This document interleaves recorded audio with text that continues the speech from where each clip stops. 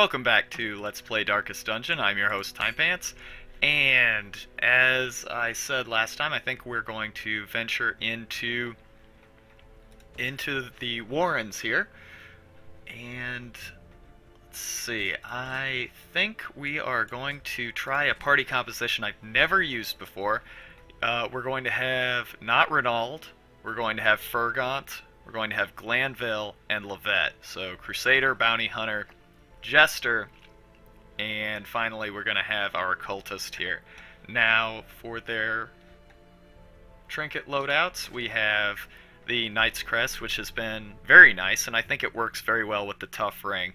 Now, his dodge is going to be garbage, but 13% protection is nothing to sneeze at. I mean, he's going to take very, very low damage from connected hits.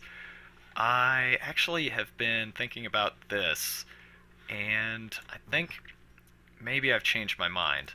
I think we're going to stick with the Shimmering Cloak for the guaranteed 5 dodge chance, but we're going to try and up his damage a little bit.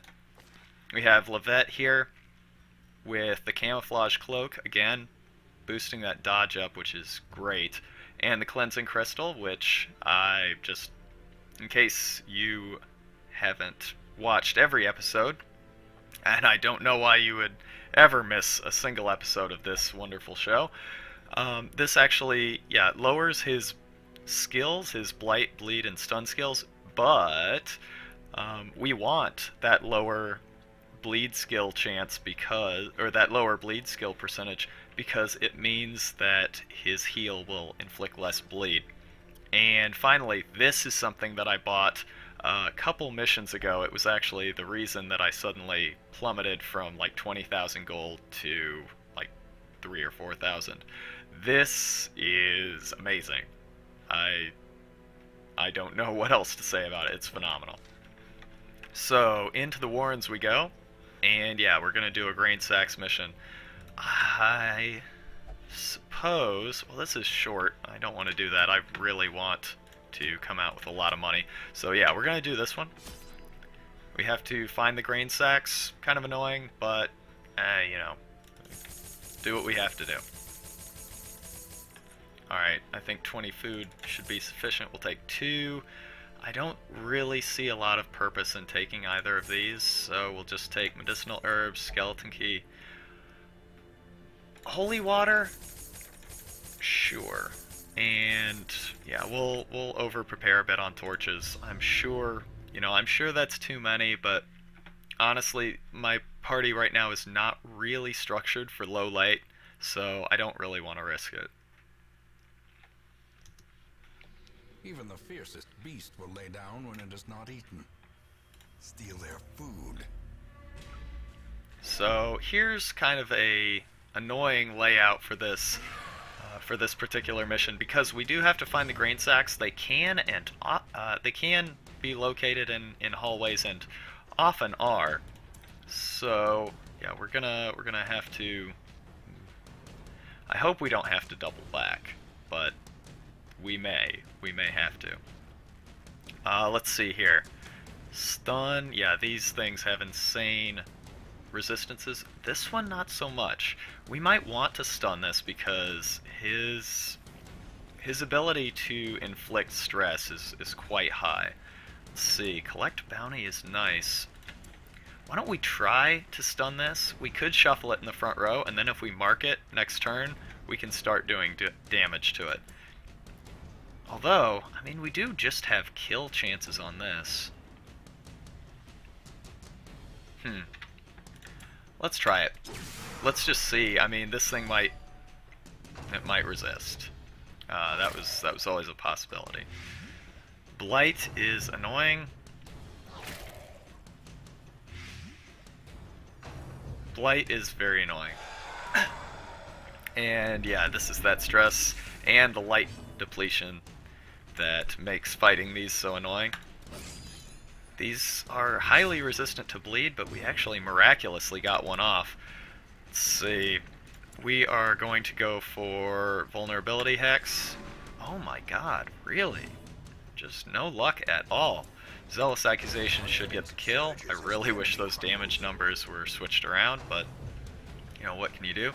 And what is this? Blight. Okay, so lucky we resist that. At this point, let's just go for the kill. We still don't have this marked, so there wasn't really an incentive to start swinging on him. But now, slice off. His bleed resist is not stellar. That is, though. Yeah, the presence of double-wide enemies... Huh.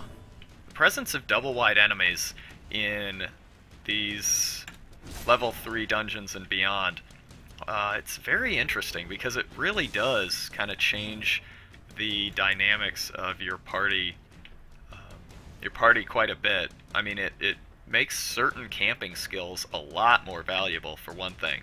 And when you have targets that just have very high hit points, you really do kind of have to shift away from a strategy that works very well in level 1 dungeons, which is just AoE. Or at least you cannot rely on it nearly as much as you used to be able to. Let's see, this thing still is not marked, so I am going to try and stun it again. There we go.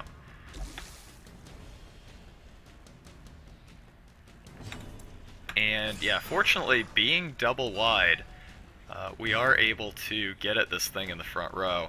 And can we get a vulnerability hex? Like, please? Please? I am just horrified that that missed 3 times. Alright. Alright. You dick. And this is going to kill our light. Yep.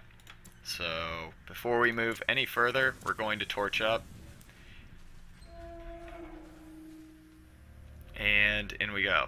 I'm really surprised there's not any combat here. Foodstuff crate. Okay. So, we're going to take it. And actually, I don't think we're going to camp yet. Although, actually, probably a case could be made for camping. You know what? Maybe we will. Why don't we do one more room? Let's see, we actually don't have to... We don't have to dig this up. Maybe we just go back. And we'll go this way instead. I'd prefer to conserve our torches for when we really need them, if at all possible. I'm really glad that Renaud did not opt to mess with that, because those things are very painful if you interact with them and get a negative interaction. Let's see. Okay, treasure here. And yeah, there's no treasure here. There's combat here. So we don't even have to go to this room. I think we just move forward. I think this is our bounty hunter being in the party that really gives us some impressive scouting. How's your trap? His trap skill's 60, so I'm really glad he was able to disable that. Alright, and yeah, moving forward, we almost certainly are going to have some combat here. Now, this is a party that I think this is very strong. I think this is very strong. I mean, we have a lot of control right here. Let's see, slice off? Actually, this is a creature that's able to inflict an insane amount of damage. So if we are able to take this thing down right now, maybe we should. Bleed. And that's it. He's dead. Okay. Butcher cut. Yeah, that hurts a lot. And yeah, at this point, I am thinking that we probably are going to camp in this room. And now... Fuck you. We probably also need to, now that he's marked, we probably need to start using our occultist for healing. I mean, his healing skills are just very, very good. Let's see, actually, Zealous Accusation? No. We'll just smite him down. Yeah, we do want to be proactive about our healing, especially since that blight kind of ate into us the last encounter. I mean, that's the problem with fighting enemies like that, is that, you know, you don't just have to deal with the damage. I mean, you basically still have to, like, fight them. The encounter isn't really over until... Well, that's great. The encounter isn't really over until the bleeding has stopped. Which is, yeah, it's interesting. It's these sorts of dots, like these dot effects, the way that they are used in Darkest Dungeon is, I think, very interesting, because the healing, like the resources for healing them, are quite scarce. You know, they're expensive most of the time. They take up a lot of space in the inventory, and you really do have to pick and choose the circumstances in which you will use them. All right, yeah, we're definitely camping now. Because, yeah, it isn't like Final Fantasy where, okay, after the battle's over, I've got 99 antidotes, so I'm just going to, yeah, I'm just going to use it because, I mean, that's what you do. You just take care of poison whenever you have poison. I almost want to use Tiger's Eye on our occultist, but we really do want our damage dealers to connect. Let's see, Dark Strength. I think we're going to give that to you. We're going to do the speed buff. We lose some health, but that's fine. And now, tracking. Less likely to be surprised and more likely to surprise. And I think with a party like this, we really do need the advantage of being able to get a surprise. Our raw damage is not great. However, we do have the ability to sustain a lot of damage and deliver damage over an extended period quite effectively. Okay. This is not great, but not catastrophic either.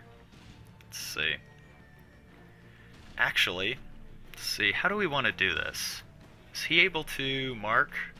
You are able to mark from any row.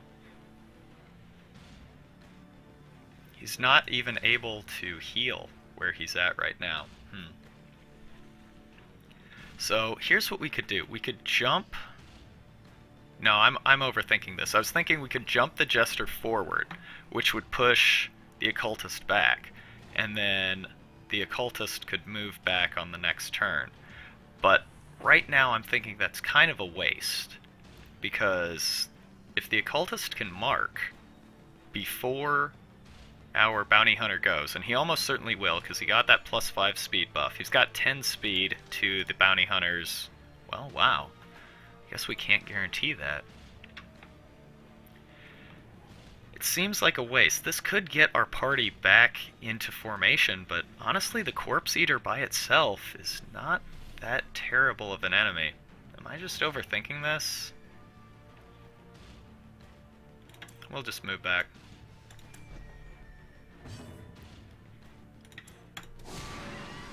And fortunately that hit. We have had so much trouble managing to connect that. I cannot believe that missed 3 times in a row. And now collect bounty. Good gravy. Alright. I feel like I made the right choice. You know, it certainly could be argued that doing it the other way is fine too. Holy shit. And yeah, I'm certainly open to that interpretation. But yeah, we ended up doing it this way, and it worked out just fine. So yeah, I don't think we can be too upset about how that went down. That was basically a kind of a textbook combat where we kind of solved the problem. We stopped, you know, kind of analyzed what was going on, and we had a good strategy. The important thing is that, you know, when you get ambushed, don't panic. It's really... I'm so glad you didn't touch that. It's really not the end of the world if you get ambushed in the night. You know, it's not it's not the end of the world if your party gets shuffled. You just have to stop and think about how you're going to rearrange your party if you need to with the minimum number of moves. So I was trying to think, okay, so these two, I'll just recreate the situation. So, these two were switched. Is him being in the second rank, is that really a big problem? I mean, it can be. His heal, he doesn't have access to his heal, he doesn't have access to any damage, but there was only one enemy in the back, and his damage is an AoE. So, I mean, I wasn't losing out on a ton of damage by having this party composition. But I did want access to his collect bounty. It's a lot of damage. So yeah, I was perfectly willing to forego Glanville's turn and move him up so he could use collect bounty and follow up on that mark. Now, if the turn order didn't pan out exactly like that, obviously, that would have presented a bit of a problem. But it wasn't devastating. It wasn't too bad. But yeah, the important thing is it wasn't that I did it the right way. It was that there was, some purpose to it. And that's what I've seen a lot of people in their Let's Plays, and they just freak out when they get ambushed. And it's kind of like NetHack. You just kind of have to sit back, take a minute, look at the resources you have available. I should have just had him attack. Yeah, look at the resources that you have available and then make the best move. Or what you see is the best move. And it might be that you don't quite make the best move, but as long as there is sort of a clarity of purpose behind your actions, the best LPers that I've seen always are doing something meaningfully. And yeah, I'm trying to do that. Obviously, I'm not perfect at it. I'm not like, oh god, I'm the best darkest dungeon player in the whole world. Ain't no one better than me. I'm the greatest. Like, no, I'm not an idiot. I know I make a ton of mistakes. For example, I did not need to move forward. I saw that there was a treasure there, and it wasn't the one that we needed. And so now I'm going to take a ton of stress backtracking and from reading that. So yeah, I make mistakes too. Actually, I would say the majority of my mistakes are not combat mistakes. I mean, I might be wrong in saying that, but I don't think I am. I think the majority of my mistakes are in like planning my movement, like moving tactically to try and minimize the amount of backtracking and overlap, and just paying attention to my surroundings, I think, is my biggest weakness. Like, I'll see or I will completely miss some interactable that could probably help me out. As the light gains purchase, so yeah, if we get to about here, are we able to see? Okay, so this is just a wagon full of bodies. That is not the item that we need, so we are actually clear to move back. So that was an example of me paying attention, and that certainly feels like an exception rather than the rule. And I'm sure just watching me must be a miserable experience for people with a keener eye for detail than me. And I'm very sorry. I owe you all a sincere apology, in addition to a debt of extreme gratitude for watching this show at all. Alright, so yeah, unfortunately, Levette's damage is not that great, but we really don't have anything else to do. So maybe we do want to just... I'm so sorry, Levette. I'm so sorry I doubted you. That was fucking phenomenal. Great. Alright, and that actually... Now we're sitting pretty. Let's see, collect bounty. Actually, come hither is an interesting thought. This has enough damage to get the kill, though. Actually, what I need to do is swap out uppercut for finish him. I don't even know why I have uppercut, because it's not a good skill. I'll try it. That was lucky. That was me not paying attention. And yeah, the game just gave me a break there and let me get the maximum damage on that attack, which was exactly how much I needed. So thank you, game. Let's see here. Yeah, I felt like our damage there was good enough that we could have risked hitting this enemy. Alright, and good. Basically back near full. This is shit. Party Ballad? Why don't we do it? Since he's attacked, why don't we use Party Ballad and see if we can get a crit for some stress relief? Nah. Well, it was worth a try. It was worth a try. I'll stand behind my actions there. Alright, now back to the inventory management minigame. Or actually, I would argue that Darkest Dungeons combat is the minigame and the inventory management is the game. I would actually go so far as to say that. Alright, well, I would love to use the skeleton key right here. So we're going to ditch the holy water and the jade. Gonna take everything, use the key, and pray that that was worth it. I feel really good about that, actually. I feel really, really good about that decision. I love getting heirlooms. Like, I mean, this is probably some Skinner box, like, you know, behavioral psychology shit here, but yeah, just getting heirlooms, it tickles my brain a little bit. It makes me feel really, really good. Damn it, I really thought that was going to be it. It feels good. It's very satisfying to open up a treasure chest and just get, like, 3 stacks of heirlooms. I love it. Alright. Now, here's the thing. We have how many more rooms left? We have 1, 2, 3, 4. Our health situation is good with one exception. And we have medicinal herbs. Now we do need to free up a inventory slot here because we are going to be getting 1 more grain sack. And, you know, if we find the food, we can drop these shovels because that's the end of the dungeon.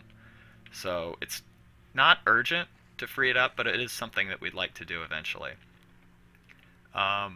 At this point, I would say finding a keg is probably pretty unlikely, so I think I'm just going to use the herbs here. Gonna get a bunch of food. Wow. A bunch of food. And then eat. And we're doing fine now. Yeah, you can certainly argue that maybe I should have held off hoping for the keg, but I'm okay with that. You know, our health is now in a great position, and I think that was fine. I think that was an okay play. Like, like I said, I hope I don't sound conceited, like, oh, I'm just the best. I'm so good at this game, because yeah, I'm obviously not. You know, if you've watched, like, even this episode, I'm sure you have picked up on the many mistakes that I make, but I felt like I kind of feel pretty good about. Yeah, I feel pretty good about my ability to manage my inventory and the amount of like my ability to kind of think through combat.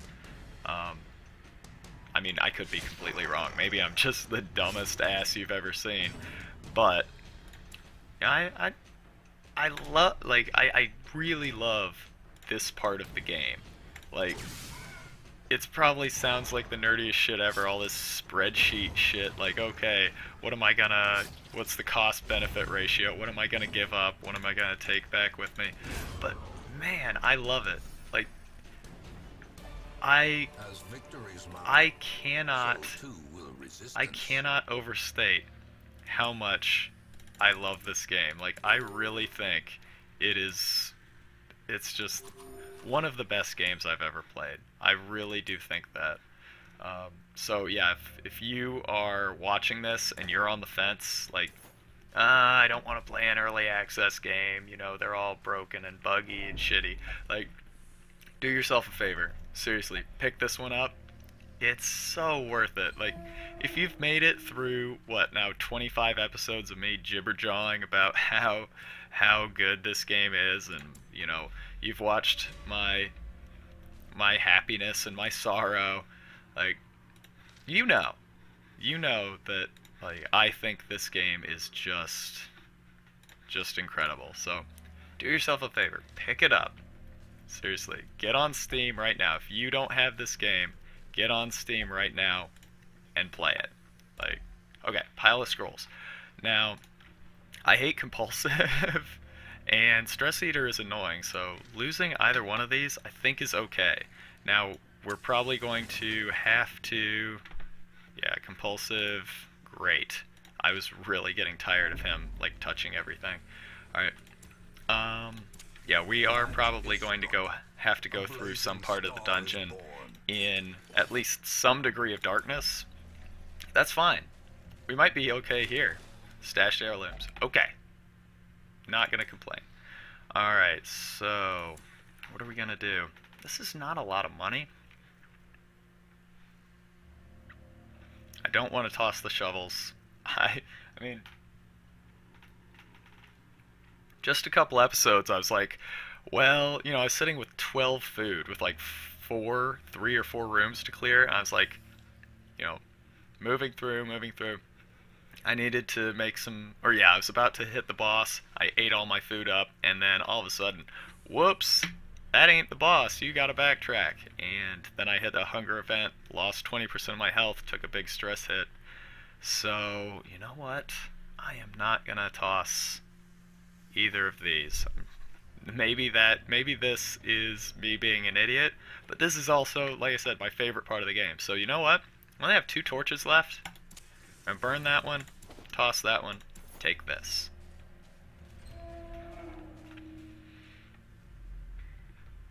Alright. Boy, it's getting dark. I'm glad we encountered these with the light still up, because we can kill these in 1 round. Honestly, we do have the ability to do it. Let's see. Abyssal artillery? Yeah, why not? And harvest.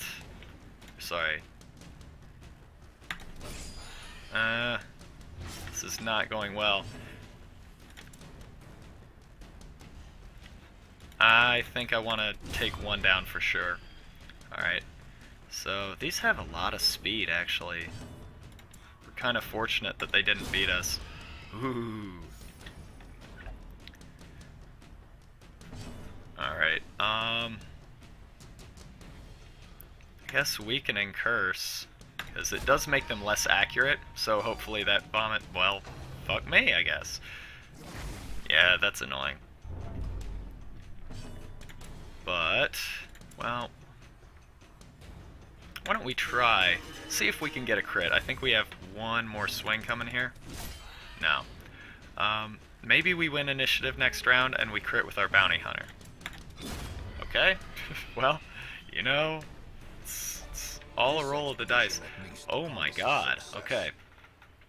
Now, we only have to make room for 1 thing. Citrine? I guess we toss citrine, because all things being equal, finding 1 onyx, I mean, these will stack, so finding 1 onyx is worth 500, finding 2 citrine is worth 500, so finding only 1, even though it would stack, and they'll both stack in their respective slots. Finding one of these is less valuable than finding one of these. God damn it. I want to toss this food, I want to toss these shovels, but look at our stress. Look at our health, it's so good. I mean, you could argue that maybe we won't need them. Maybe we won't need them. Because we need money. But if we do run into something, if we do take a hunger event, then... yeah, if we do take a hunger event, then we're going to burn a lot more money than we'll get here with this 500. So, fuck it. We're going to take him. Alright. Sacks contents are yours. Gold. Won't stack anymore. Now, here's the thing. I think we throw the onyx away because we can stack more gold. We can stack 1,500 gold. And if we never have a hunger event, if we never need to dig, is this it? This might be it. I might have thrown a bunch of money away. So, I think I said before, when these things are in the front row, they're actually not that dangerous. So, I do want to deal with this cultist enchantress, but I think what we need to do is kill the guys behind him. Because if he retreats, he gets access to much more powerful damage. So, what do we do here? Let's see, who can hit back here? Only our occultist, our jester, is only able to hit the third spot. Our bounty hunter is only able to hit the third spot. If the bounty hunter were in the front row, then we could do Holy Lance and hit the back row. I think we target the third spot here. So, slice off. Bleed is good. Collect bounty. No, oh shit. Oh shit, okay, we're just gonna collect bounty in the front row. We're just gonna try and do some damage here. That's fine, that's good. I made a mistake, didn't I? Yeah, I said that we should finish him. I mean, that would have been the right play because we could have hit here for full damage. I'm dumb. I really made a mistake. Okay. Now Abyssal Artillery. Yeah, I think that's actually a good play. And he's going to take... oh no, oh no. And now he's not in the front row, so he's going to get his full damage. Alright, so we have to... I mean, he will die. He hasn't gone yet. Yeah, I think we have to take him out. Because, yeah, if he gets to go, this is a lot of damage. But now he's just going to retreat. It's like, yeah, little damage, and yeah, he goes back. So now we mark, and everybody is just going to focus fire on the cultist enchantress right now. Because as much as I would love to deal a ton of damage to him with a big swing, we cannot have him hiding behind her. Alright, slice off. So good.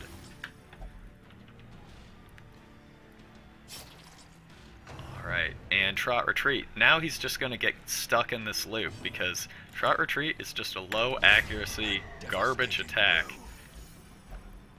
My god. That was so good. Okay. Well, that sucks. But, you know what? I'm going to bet that this crate is our foodstuff crate, because there's only like 2 rooms left. So I'm going to... It's been a while since we had a hunger event, so I'm going to ditch our shovels. And we're going to take this. Oh. Foodstuff crate. Okay. So now we ditch our food, take this, and we are out. And I feel like that was a big success. We had to leave behind a little bit of treasure, but not very much. I really hate those gather foodstuffs missions because I hate losing 3 inventory slots. But there's some really interesting gameplay there where you agonize over, oh, which of my shiny baubles do I leave behind? Ruins Adventurer, Wheeled Explorer. That's really weird. We went to the Warrens, and we got a Ruins Quirk and a Wheeled Clerk. Quirk. I'm dumb. Alright. So, with that, I think we call it there. Cardos lost 500 gold. You know what? Okay. Like, I still have not forgiven Valance for losing our Sun Cloak, because that thing was so fucking good. Alright. You know what? Actually, it would be nice to be able to get more trinkets to choose from here. That might be something that we spend those crests on. But the guild, we have some characters that could actually use that. But we also have the blacksmith here. Let's see. We don't have the deeds for it. So yeah, why don't we do that? Why don't we max our guild? 100% upgraded. I'm sure I would get like, ba-doom, like an achievement unlocked here if they were fully implemented. But yeah, we actually have quite a few. We have quite a few heirlooms here that we can spend. These are the 3 places that I really want to spend it.